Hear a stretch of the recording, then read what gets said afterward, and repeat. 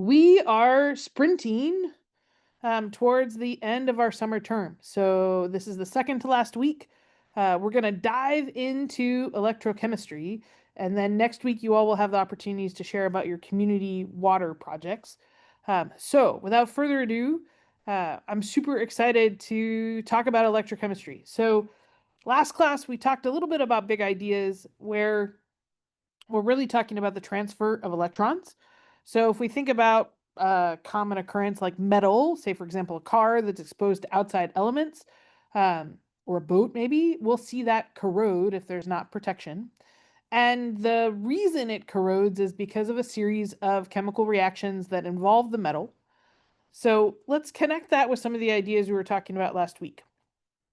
So if we think about electrolysis and the ocean, that happens when you have any kind of current that passes through water. So if you have electrons moving through water, then you're going to have a chemical reaction that occurs by anything that's an ion, say for example, in that water.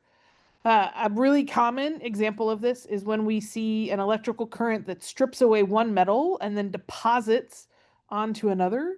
And so if we have current that's flowing through water, say for example, around a boat, it can take away electrons. So it will take from zinc and deposit them onto aluminum. And so this electrolysis process can cause corrosion. And over time, it will actually damage the metal parts of a boat and sometimes cause them to break down.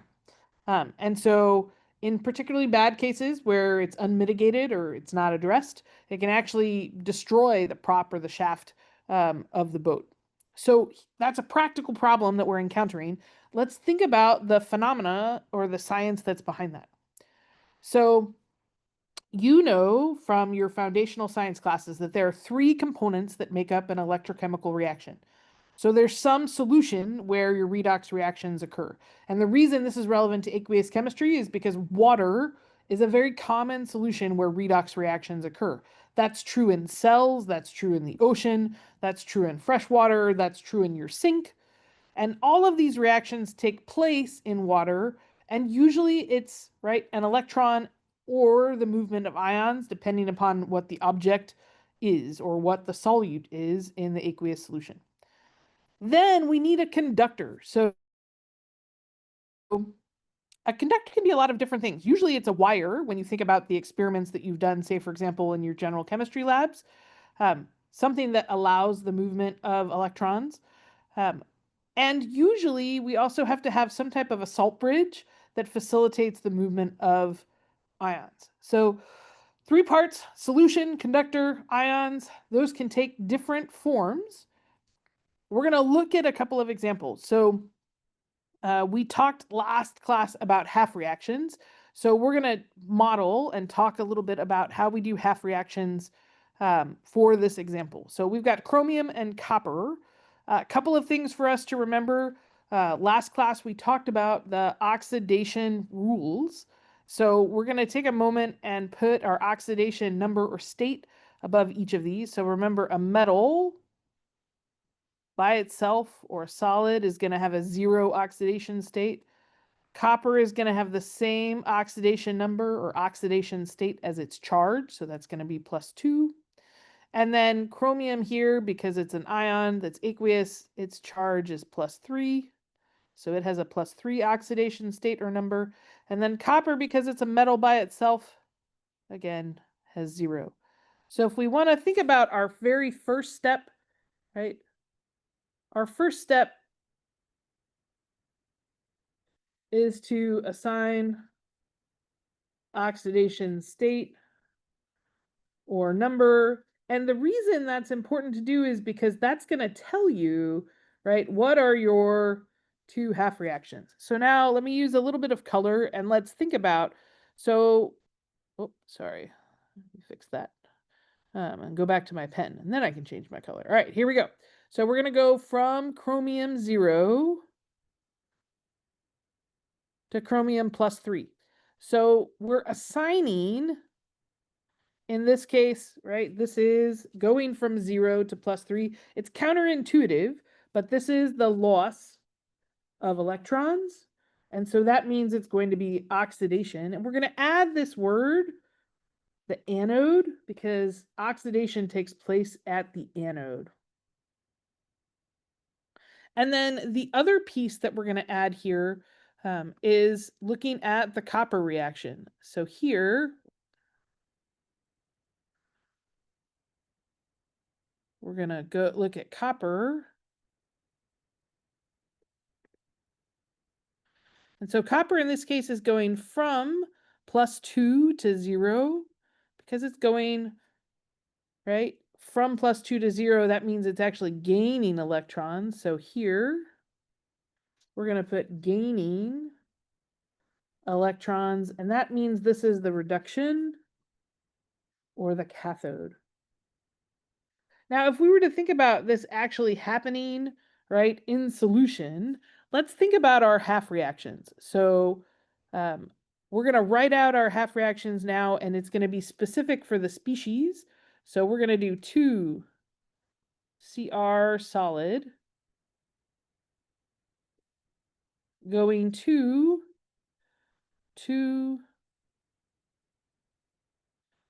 Cr3 plus, and that's my aqueous ion. And then our other half reaction is the copper, and that's 3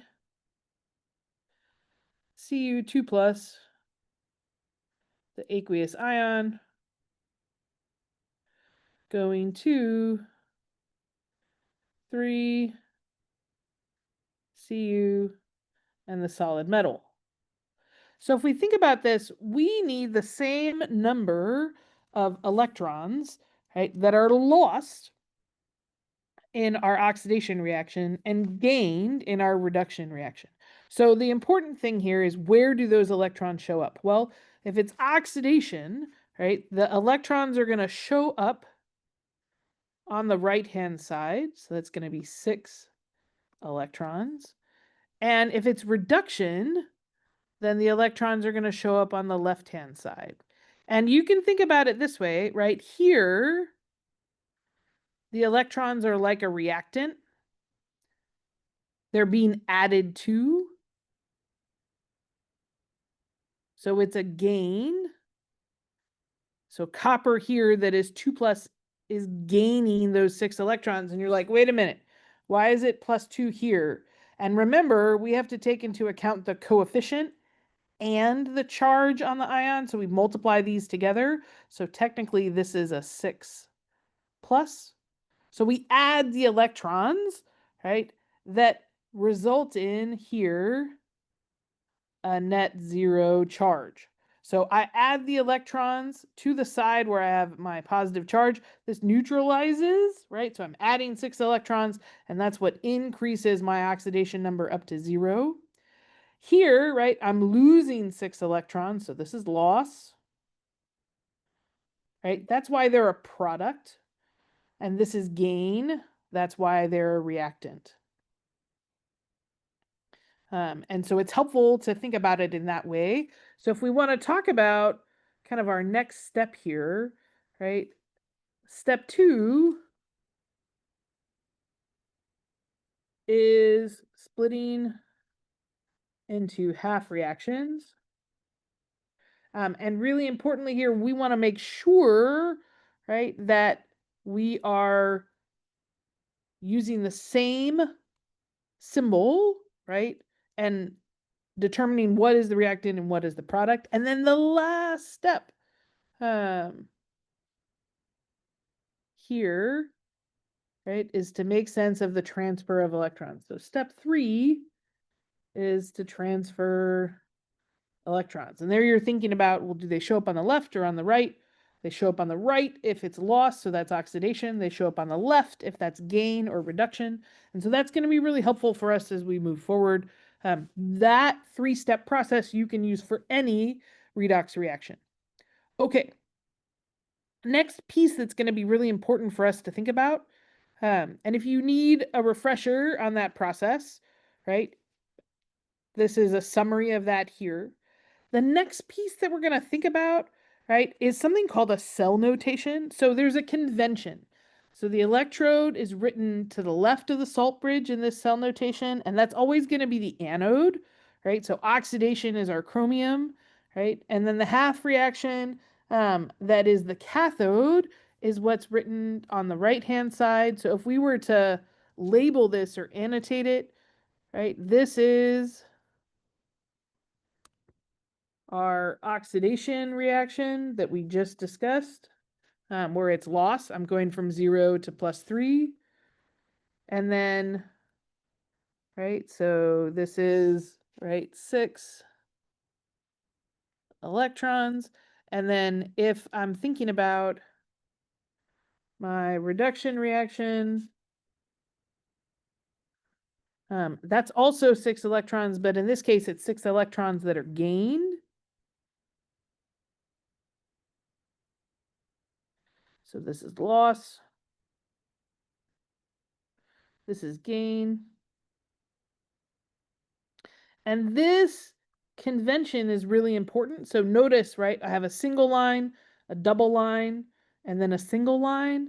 And you can tell, right, it's written left to right. So, right, reactants on the left, a line, and then the products of the oxidation half reaction, a reactant on the left, a line, and the products.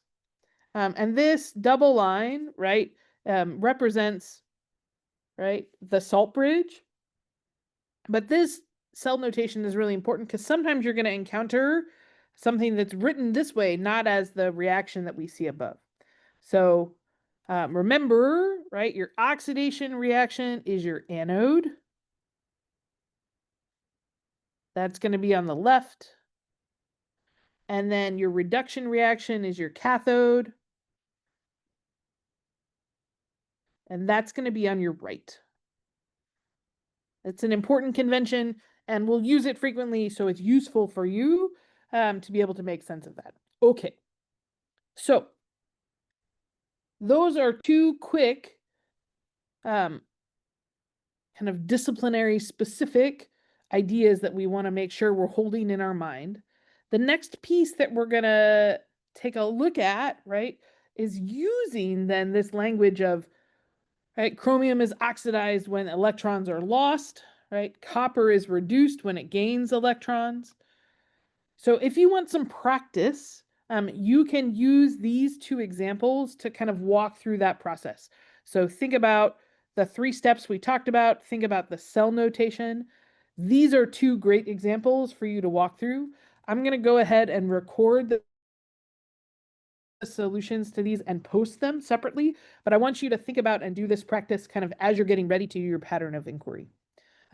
We've got a couple of other pieces that we're going to think about today. So I'm just going to trust that you're going to do this practice and then check out those solutions. And you can check in with me for office hours if you would like additional support or if you would like to walk through these together. Okay. We're going to transition to thinking about balancing redox equations. And the way we're going to do this, right, is the same 2 processes that we just talked about. So we're going to go through and think about tin and silver now. So step 1 for this process is where we label. So these are our oxidation states.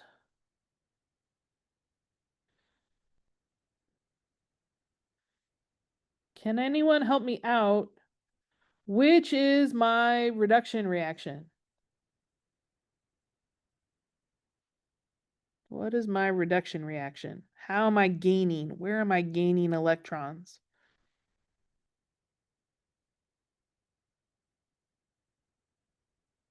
Would it be silver? Yeah, right. Silver. Ooh, I should fix my colors because I did oxidation as orange and I'll be consistent.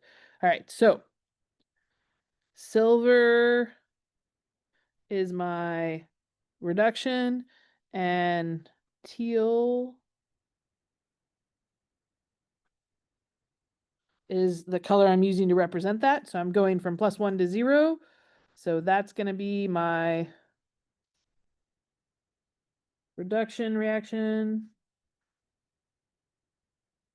And then orange is my oxidation reaction.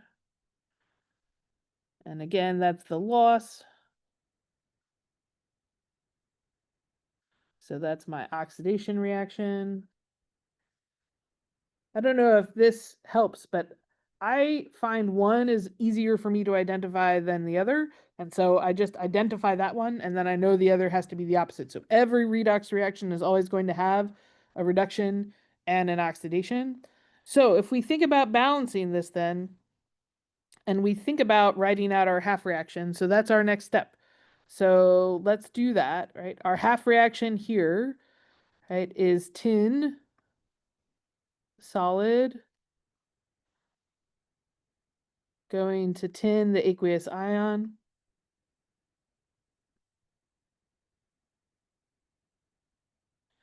And because this is an oxidation reaction, we know that there are going to be 2 electrons because a positive charge, right? And these 2 electrons neutralize, and that's what gives me 0. And then if I do that same process for my silver, thanks, Sid. This is Ag plus 1. You can either just do plus or 1. And that's my aqueous ion. And that's going to my silver metal.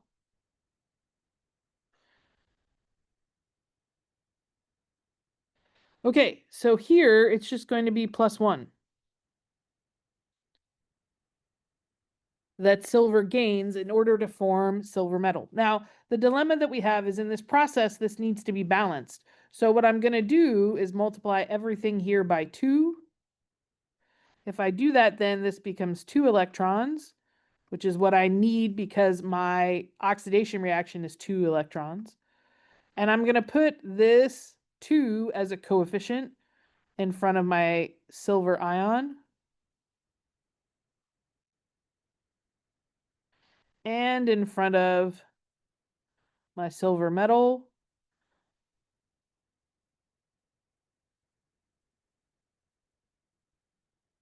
And now I have a balanced equation. And the reason that I'm balancing is because I need to have the same number of electrons that are being transferred for my oxidation reaction as I have transferred for my reduction reaction. So I know that I need to balance if I have an uneven number of electrons.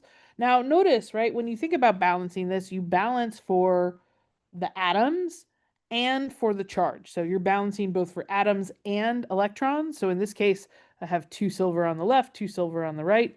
In this case, I have 1 tin on the left, I have 1 tin on the right. That's an important consideration for us as we're moving forward. So we think about balancing our redox reactions. We're going to look at some examples where we balance in both acid and base. We're going to talk about that in just a moment. Here's the piece that I want you to consider. There's some practice for you here as you go through and think about balancing equations. So similar to what we just did, you can kind of stack or layer those skills. And again, I'll post the solutions. You're welcome to work on those practice problems on your own.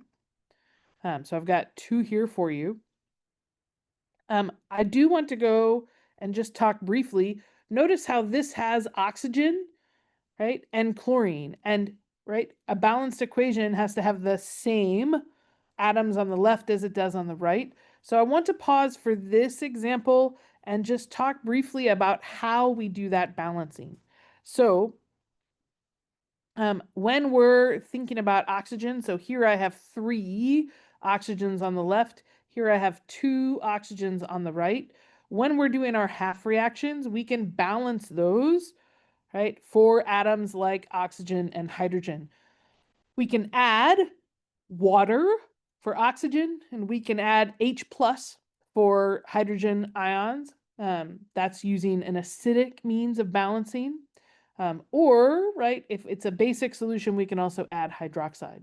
So I want you to practice that. Again, I'll post the solutions for these problems. If you would like a quick walkthrough, we can happily do some additional time to make sense of balancing equations if you would like additional practice.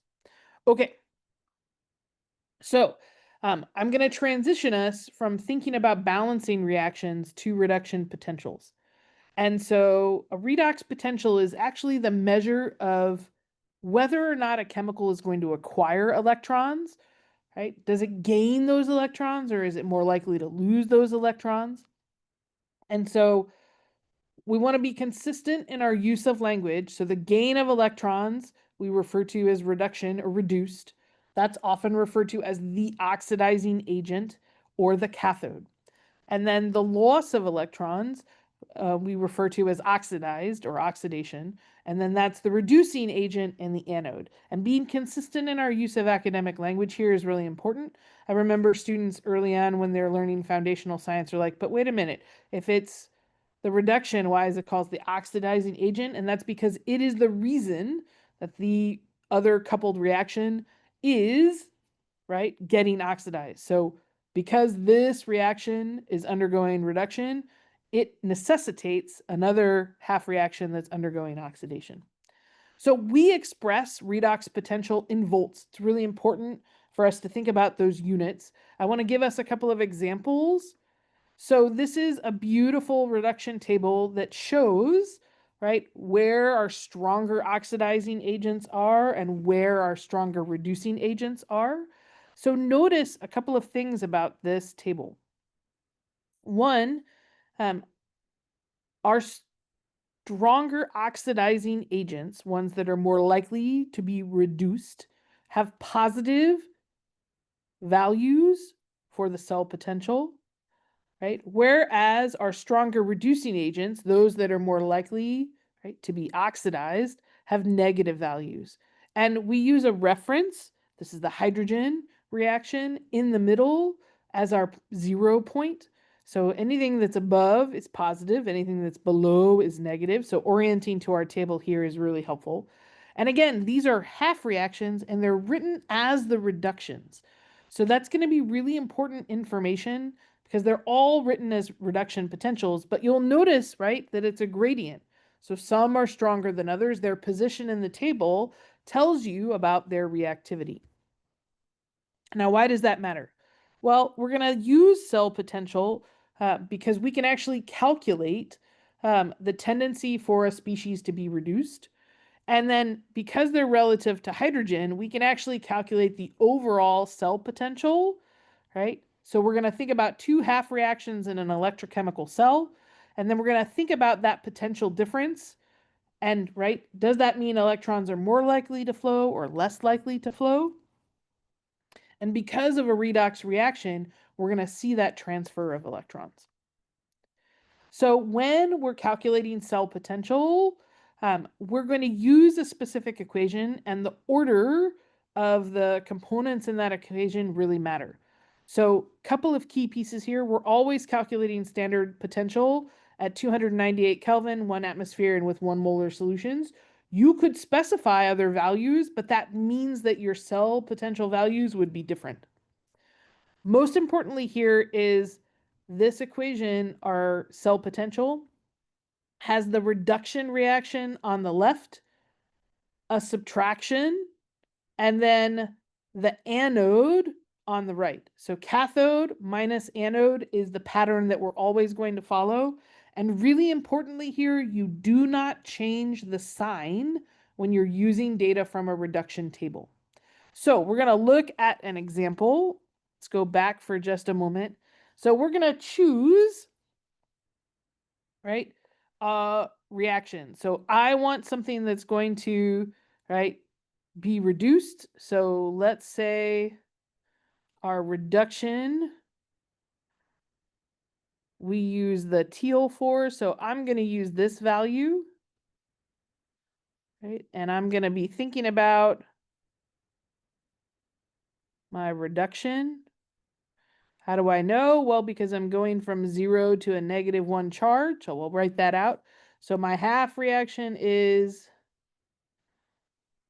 Br2. And remember, diatomics are also 0 for their oxidation state. It's a nice refresher of your recollection. So plus 2 electrons. And I know that it's reduction because the electrons are on the left, so that's a gain. And that's going to form 2Br.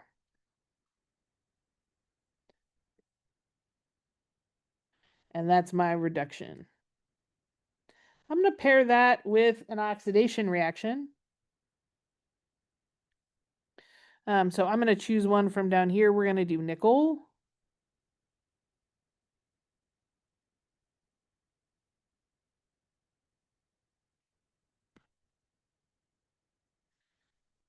So this is my oxidation reaction. So that's Ni2 plus. But notice here, right, this is written as a reduction reaction, so I need to flip. If it is the oxidation, I'm going to flip, which means I'm going to start with my nickel as a solid, and that's going to go to my nickel as an ion.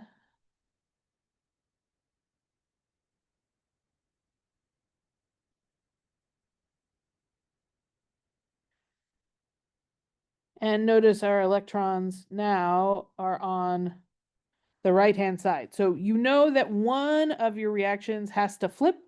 And so that means that your electrons, as we discussed, you're going to have electrons on the left-hand side. That's the reduction. And electrons on the right-hand side. That's going to be oxidation.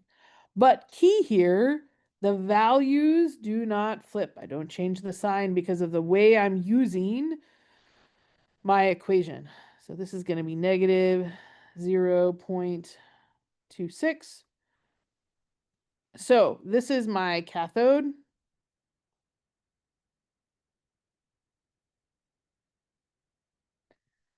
This is my anode.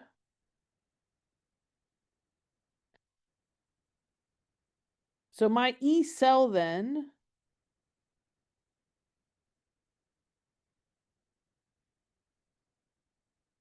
is equal to my E for reduction minus my E for oxidation. And if I plug in my values here, this becomes 1.09 minus, and again, I'm not flipping signs, I'm not changing anything, I'm just using the number as is. The reason that's super important is because changing the sign is going to change my output, and I don't want that. So it's going to become 1.09 plus 0.26. So that's 1.35. And importantly here, right, it's 1.35 volts. And that's going to be really critical because it's a positive value, which means that this is a favorable reaction.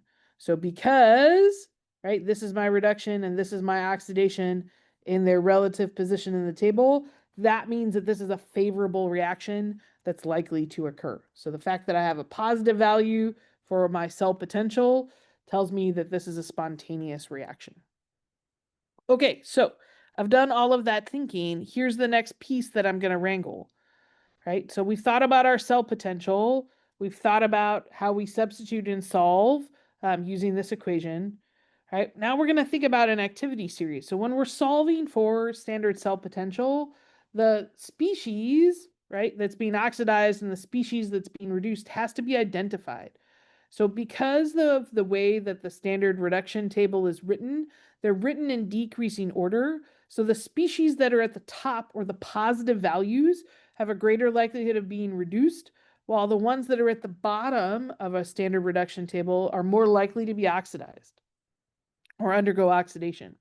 So when we're doing a coupling for a species at the top and a species at the bottom, right, you can think about what type of reaction is going to occur. Which one is more likely to do reduction? Which one is more likely to do oxidation? So here's a worked example for you. If you used copper and you use silver, you could use the values from the table, right? We have to balance the number of electrons, but notice we don't double our cell potential values because these are given in units of voltage. So we don't multiply these values. We only multiply to balance our equation for atoms and for charge. So voltage, really importantly, is the energy per charge, not the energy per reaction. So it doesn't have to account for the number of reactions or consume the quantity of the charge that you're using to balance the equation. The reduction potential just stays as it is, and you substitute it directly into your equation. Okay, I want to pause and think about a slightly different way of visualizing this information. So what if right? You didn't know what was in your solution. How could you measure what the direction of flow is? Or how could you set up an experiment to determine what it was you were investigating? Well, a voltmeter is a great place to start. That's going to tell you about the transfer of electrons. And it's going to tell you a little bit about the direction of flow. If it's positive, right, that means that it's a favorable reaction. Notice there's also, right, the direction of the flow of anions and cations across your salt bridge. So in this case, remember, a salt bridge is porous. It allows things to move between the two solutions. And then we also have our anodes, a copper anode and a silver anode. And importantly, right, those, right, are in an aqueous solution of the ions. And so we're talking about movement of ions and movement of electrons. You're going to think about drawing this for the reactions that you're making sense of in your pattern of inquiry. I think sometimes it's really helpful to have a visual like this. Okay, so let's talk for a moment about galvanic or voltaic cells.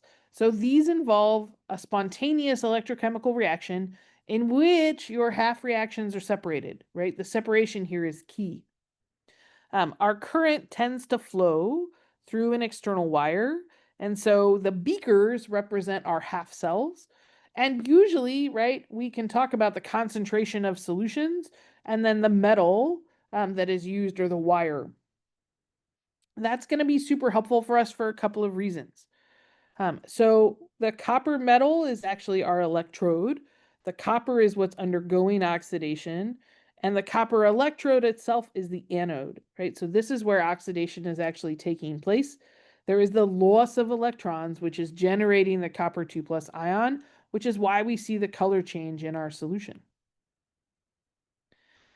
The anode is what's connected to the voltmeter with a wire, and the other terminal of the voltmeter is actually collected to the silver electrode. So if we think about this, it's the silver, right, that's undergoing reduction. The silver electrode is the cathode. And again, we have a 1 molar solution of our silver nitrate. Right? In this case, right, the nitrate is a counter ion, or a spectator ion is a good way to think about this, because the nitrate, just like the sodium, isn't changing its oxidation state or number. So these are ions that aren't participating in the reaction, but they are present in solution. And it's going to be really helpful for you to be able to identify, well, which are the chemicals that are participating and which are the chemicals that are spectating. So what happens if there's no current that's flowing? Well, if there's no movement of electrons through the wire, that's because our circuit is open, right? If we don't have a salt bridge, then there's no movement. But if we have a salt bridge, then we can actually transmit our current along with the ions, and this is a completed circuit.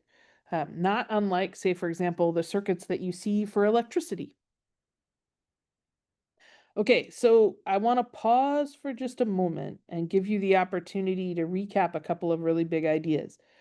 I think this should end up in your concept map. That's going to be one of the deliverables at the very end of the class, so please don't hesitate to add these ideas to that. This is going to be super helpful for you. So we know that electrons are always going to flow from the anode, where they're lost, to the cathode, where they're gained. This is represented as left to right in the standard galvanic cell. The electrode that's in the left half cell is the anode, because that's where oxidation occurs. And the name actually refers to the flow of anions in the salt bridge towards it. The electrode that's in the right half cell is the cathode, because that's where reduction occurs. And the name refers to the flow of cations in the salt bridge towards it. So oxidation happens at the anode, that's the left half cell, and reduction occurs at the cathode, that's the right half cell. And when we're thinking about this salt bridge, if we don't have a salt bridge to complete or close the circuit, then we can't have a redox reaction. If we have a salt bridge present, then both oxidation and reduction occur, and that's how current flows. So those are some key terms and ideas that are really important for us to wrangle. So I've got an example for you to think about. This is the chromium and copper example we looked at earlier. This is a galvanic cell. When you're thinking about this idea, I want you to sketch out to help you identify both your oxidation states. Remember, that's step one. to think about your half reactions, that's step 2, and to think about the transfer of electrons, that's step 3, you can use your cell notation and actually calculate the standard reduction potential from the table. And then I think drawing a picture can really help solidify our thinking about what is the oxidation, what is the reduction, how do we make sense of this? So, identify oxidation and reduction half reactions. How do you know what occurs at the anode, what occurs at the cathode? These are some key ideas that we're going to have you transfer as you're starting to think about how to put this knowledge into practice. So why are we thinking about this? Well, one of the best applications for redox chemistry are batteries. So any galvanic cell could actually be used as a battery. I don't know about you, but the computer battery that I currently have is always running down, and I have the same dilemma with my phone. So an ideal battery would be something that doesn't run down, that always produces an unchanging voltage, and that can kind of withstand environmental extremes like heat and humidity. But the reality is most batteries aren't ideal. Real batteries end up striking this balance between ideal characteristics, what we use them for, and some practical limitations. So here's a really great example.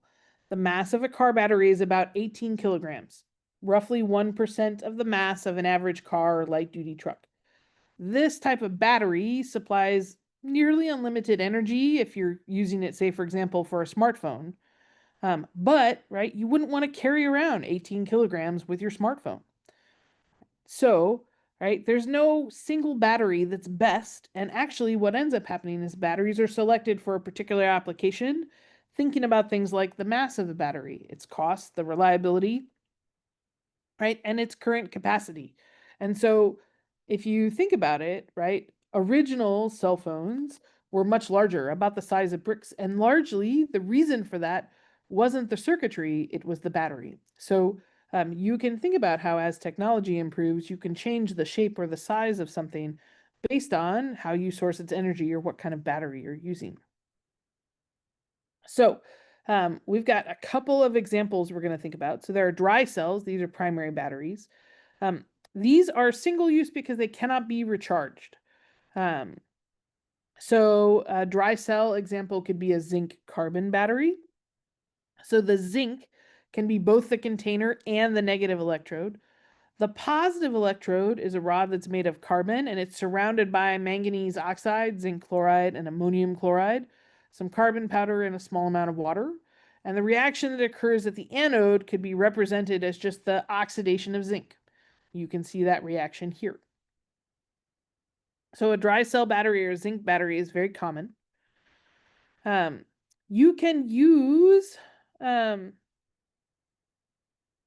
the cathode, right, as our manganese oxide. The ammonium chloride, the carbon is not shown here, but it's typically part of the formulation. So you could look at this reaction, right, and think about the reduction that's occurring. Which atom, right, is undergoing reduction? So take a moment, think about that. Think about calculating your oxidation states. If we think about our overall reaction then, right, this is an example of a dry battery redox reaction. Now, why does that matter? Why is that important for us? Well, there's a couple of pieces we have to make sense of.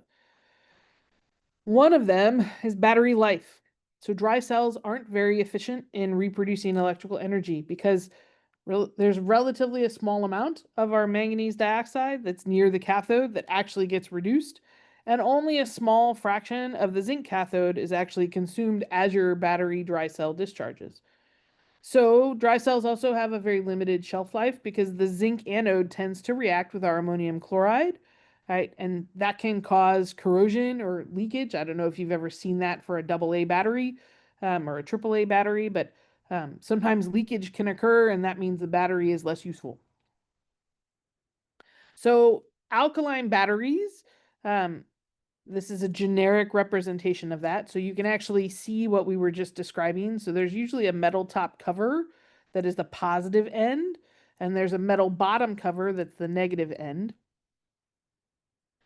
Usually there's some porous material that's used to kind of separate the manganese dioxide that's mixed with coal, that's our cathode, and the zinc powder with potassium hydroxide, that's our anode. And then we actually have our current collector, and we have a steel casing, and usually there's some plastic that's involved in the manufacture of these as well. So you can usually deliver about 3 to 5 times the energy of a zinc carbon dry cell of a similar size using an alkaline battery. They are prone to leaking potassium hydroxide, which is a caustic base, so you have to be careful. If you're going to store a device long term for storage, you don't want to store it with the batteries in it. You want to store the batteries separate. Some alkaline batteries are rechargeable, but many are not, and lots of folks dispose of them as single use. We can talk about lead storage batteries. So these are secondary batteries. This is a battery, for example, that's found in your automobile. A lead acid battery are rechargeable. If you've ever had to jump a car, the reason you can jump a car is because it's rechargeable. So the lead acid battery is pretty inexpensive, and it actually can generate the high current that's required by most automobiles. The reactions for the lead acid battery are shown below for both the anode and cathode and the overall reaction. So if you want to think about it, each cell produces 2 volts. So you have 6 cells that are actually connected in series to produce a 12-volt car battery. Lead acid batteries are heavy, and the liquid that's contained in them is also caustic, but they have a high current density. So the lead acid battery in your automobile is usually 6 cells that are connected in series to give 12 volts. Their low cost and their high current output is really what makes them exceptional candidates in providing power for automobile starter motors. You can see an example of what a lead storage battery looks like here. We have an external protective casing. We have our positive and negative terminals. And then we have essentially in series our electrodes and in both the positive and the negative.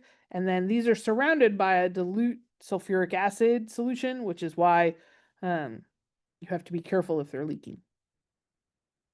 Okay, we've talked a little bit about batteries. We'll have some examples for you to check out and think about.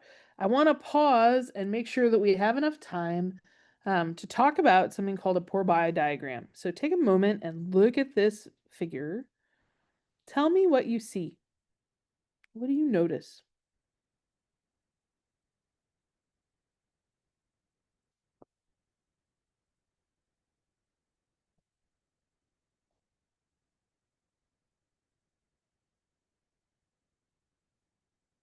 There's a lot going on in this figure. What is on our axes? Let's start there. What do you notice on our axes?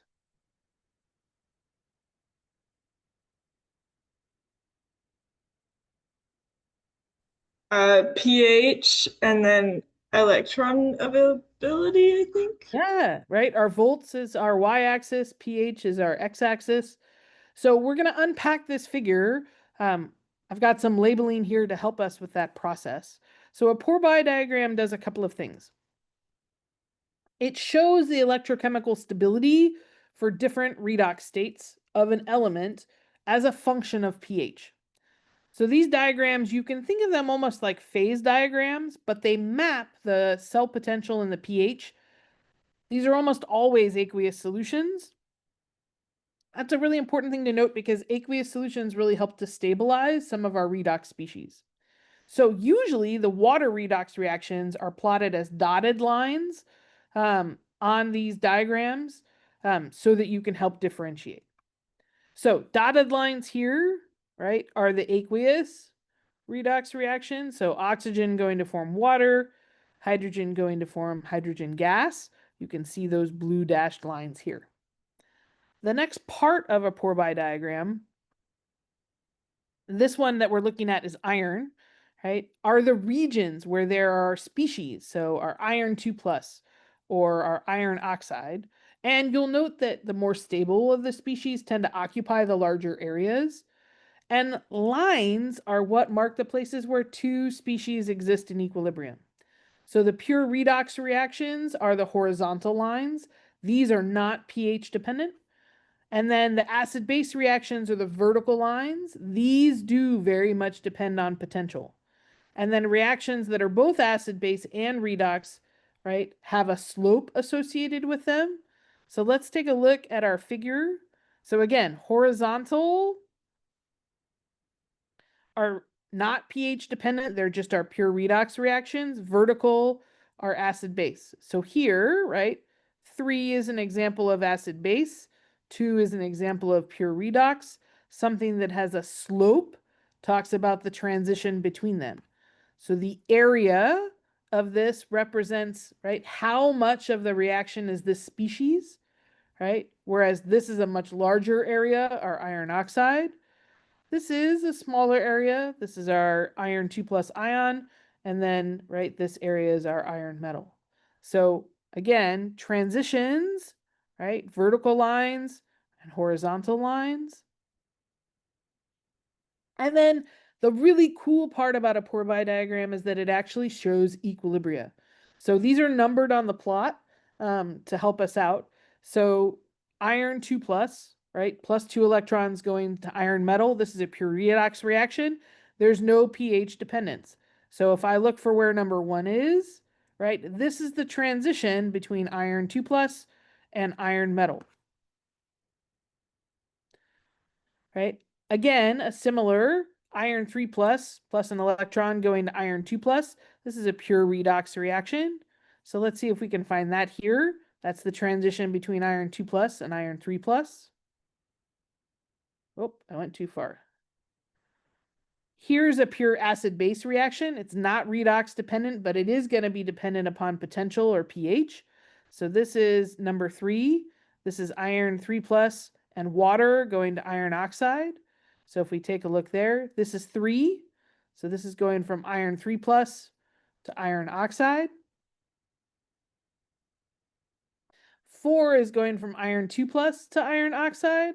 And again, that's got a slope right here because it's mixed, right? And 5 is also a slope that's mixed. So here's 4, here's 5, right? So those are equilibria or mixtures, right, between both pure redox and acid-base reactions. Now, you might be thinking to yourself, ooh, that's a really complicated diagram to make sense of, Sloan. What are these used for? Well, the redox lines in a Pourbaix diagram have really special significance for an element like iron. So liquid water is stable only in the region between the dotted lines. So below the H2 line, water is unstable relative to hydrogen gas. And above the oxygen line, water is unstable with respect to oxygen. So when we talk about the activity series of metals, right, for something like iron, the region in which the element is stable is going to be below the H2 line. So let's think about that for a minute. So here's the H2 line, right? It's only below this line that Fe is stable, which makes sense. That's where we see our Fe metal. That's going to be really important, right? When we start to think about, well, do I want that metal in acid? Do I want that metal in base, right? So in water, if it's acidic, it's going to undergo a certain reaction. In water, if it's basic, it's going to undergo a certain reaction. So iron and most other metals end up being thermodynamically unstable in water, right? That's why we see rust, right? And so the solution that's close to oxygen, right, is going to undergo a transformation. So a Pourbaix diagram also shows you where reactions occur when you're likely to see transformations. We're going to pause here, and I want you to think about, right, a Pourbaix diagram in terms of passive, right, and, right, protective. So one of the things that's really important here is thinking about corrosion, right, protection, and what they call passivation. So I want you to take a moment and just look at the diagram. What are some of the things that you notice?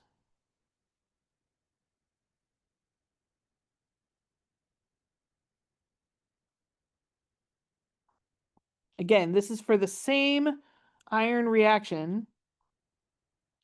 Now we're just thinking about it in terms of different regions.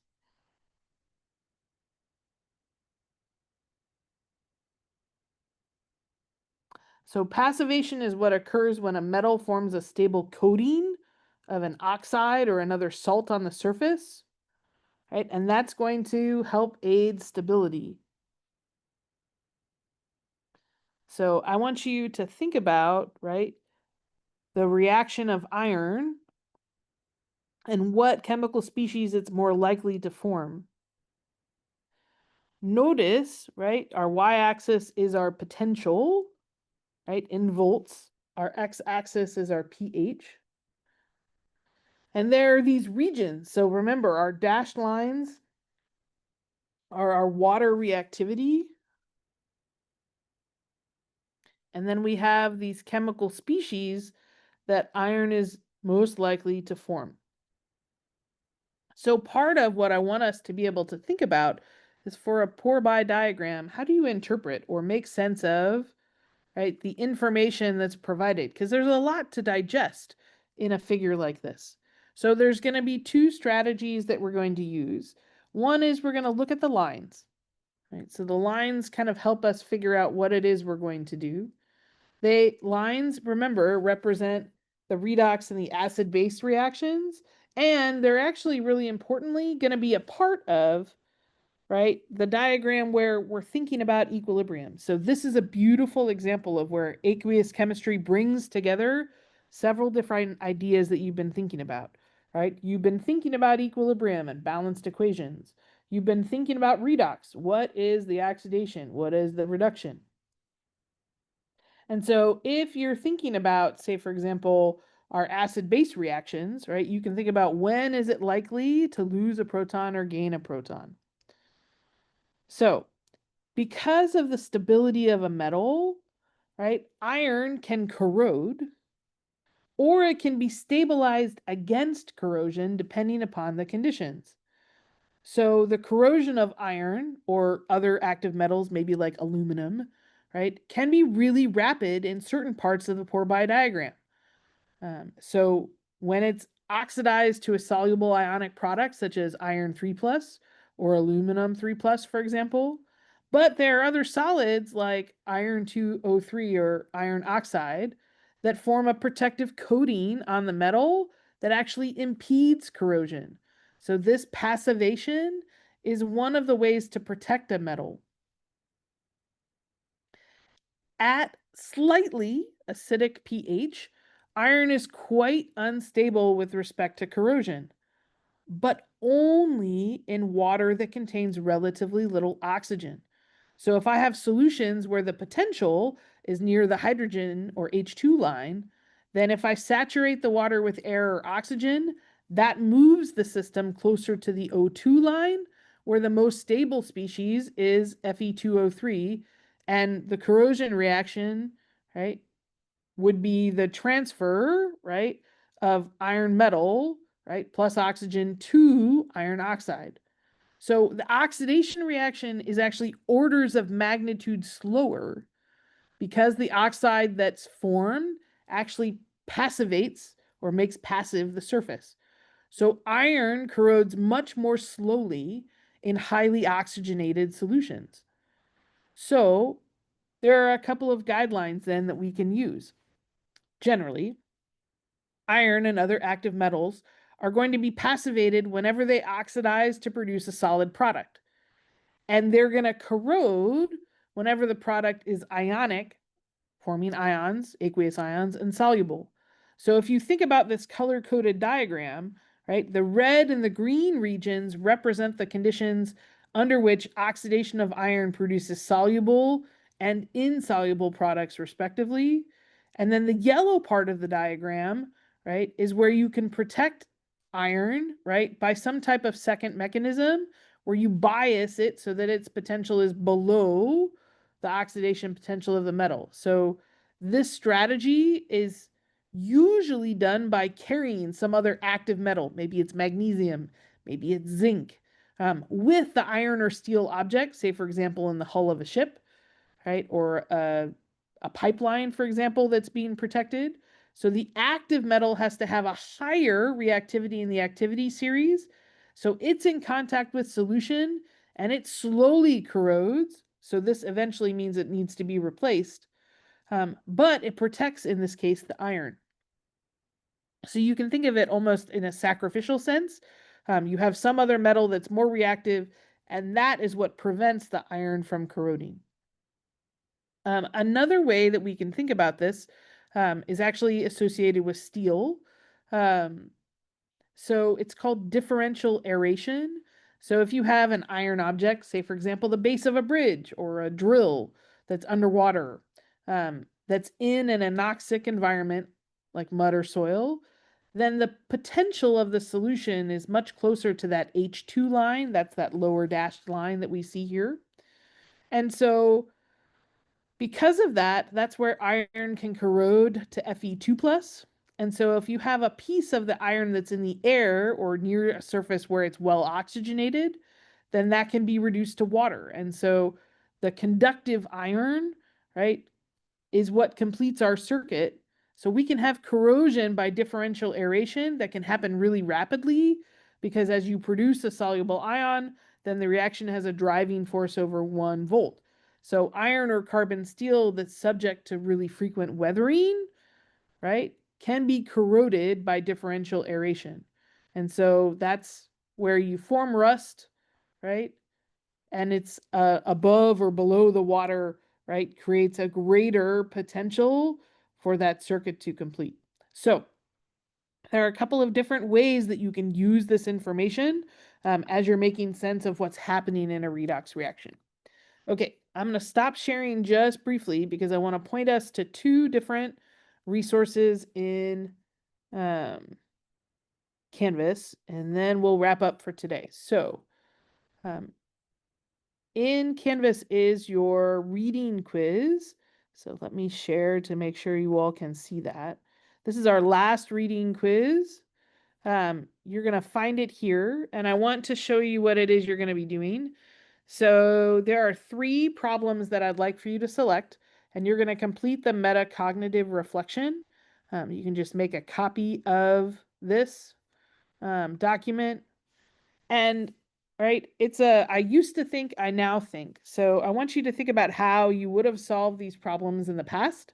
So maybe think about way back when you were a freshman, right? And now I want you to think about how you're currently approaching or solving this problem. So it's kind of like an I used to think, I now I think.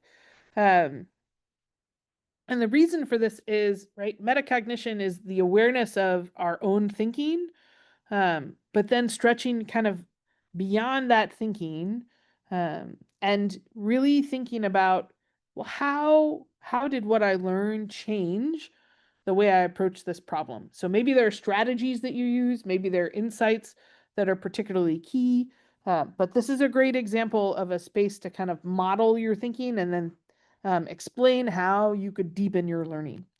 So this is the reading quiz. Again, it's going to be due for you on Monday, the 21st. It's your last reading quiz. So if you have any questions about that, please let me know. And then we don't have an exit ticket this week. I removed it.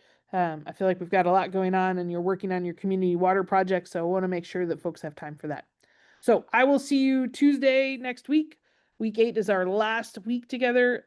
I will post our examples of the community water project, and please don't hesitate to reach out if you have questions. I hope you have a wonderful rest of your day. Thanks so much. Thank you so much. Bye. Have a good one. Take care. Bye. And I'll email you later, Karen. Sweet.